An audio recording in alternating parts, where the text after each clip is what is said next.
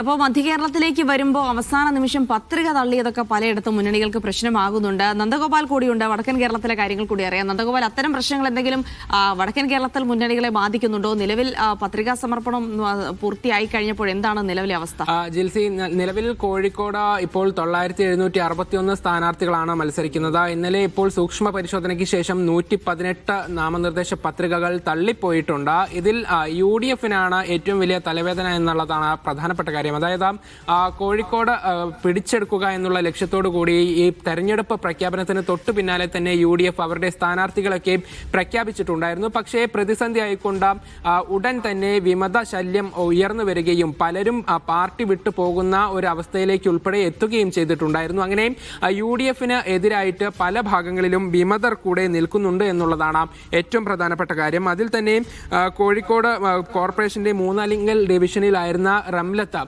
അവർ കൗൺസിലറായിരുന്നു, UDF-ന്റെ കൗൺസിലറായിരുന്നു. പക്ഷേ പിന്നീട് പാർട്ടി വിട്ട ഇവർ LDF-ൽ RJD സ്ഥാനാർത്ഥിയായാണ് ഇത്തവണ മത്സരിക്കുന്നത്. അതോടൊപ്പം തന്നെ നല്ലളത്ത് ലീഗ് വിട്ട നേതാവായ പോക്കർ, അദ്ദേഹം LDF-ൽ ചേരുകയും ഇപ്പോൾ അവിടെ പ്രവർത്തനം നടത്തുകയും ചെയ്യുന്നുണ്ട്. അങ്ങനെ പല ഭാഗങ്ങളിലായി വലിയ തലവേദന സൃഷ്ടിക്കുന്നുണ്ട്. നടക്കാവിൽ ആം ആദ്മി പാർട്ടിയെ മത്സരിക്കുന്നത് കോൺഗ്രസിന്റെ കൗൺസിലറായിരുന്ന അൽഫോൺസയാണ്. അപ്പോൾ UDF-നാണ് ഇവിടെ ഏറ്റവും വലിയ വിമത ശല്യമുള്ളത്. ഏതായാലും ഇത് പരിഹരിക്കാനുള്ള നടപടികൾ UDF-ന്റെ ഭാഗത്തു നിന്നും നടക്കുന്നുമുണ്ട്. BJP-ക്കാണ് കൂടുതൽ സ്ഥാനാർത്ഥികളുടെ നാമനിർദ്ദേശ പത്രിക തള്ളിപ്പോയത്. അതിൽ തന്നെ ചെറിയ ചെറിയ പിഴവുകൾ ഉള്ളതുകൊണ്ട് തന്നെ പത്രിക തള്ളിപ്പോവുകയായിരുന്നു. അത് BJP-ക്കും തിരിച്ചടിയായിട്ടുണ്ട്. അതേസമയം LDF-ന് കാര്യമായ പ്രതിസന്ധികളൊന്നും തന്നെ ഇതുവരെ നേരിടേണ്ടി വന്നിട്ടില്ല. അവരും സജീവമായ പ്രചരണ പരിപാടികളുമായി മുന്നോട്ട് പോവുകയാണ്.